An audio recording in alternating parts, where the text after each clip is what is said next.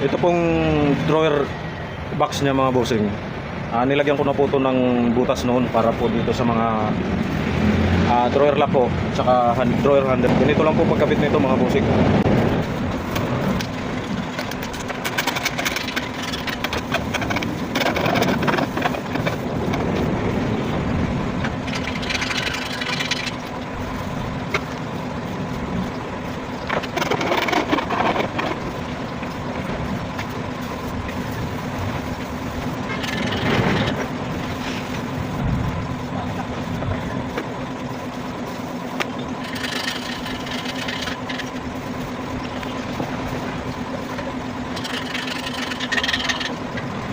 Ito pong mga ginagawa ko dito mga bossing sa mga ganito para lang po to sa mga gustong matuto mga bossing. Tsaka sa yung mga baguhan din po na para meron po sila makuhang kahit kunting ideya man lang po mga bossing.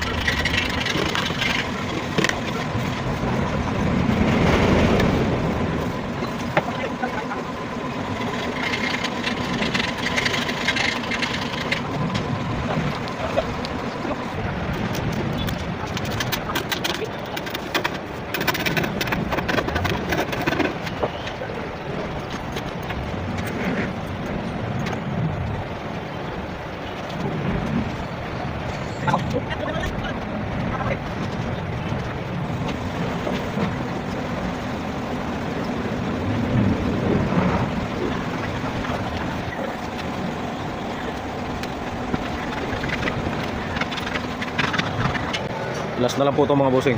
Tapos na po yung tatlo roll. Ayan. Last na.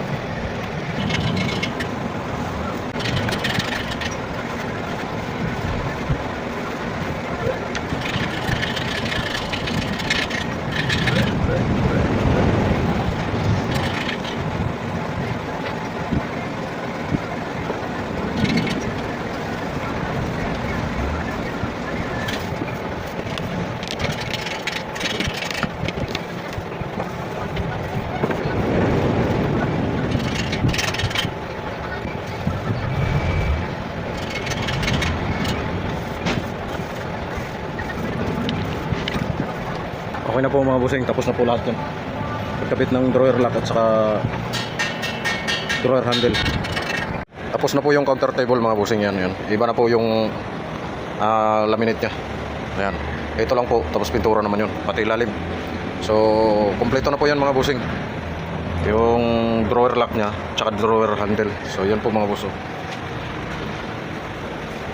10 feet po ang haba nito mga bossing. Yan, ito lang yung po may laminate. Yan. Ito, tsaka ito po sa likod. Ito po sa likod niya mga bossing.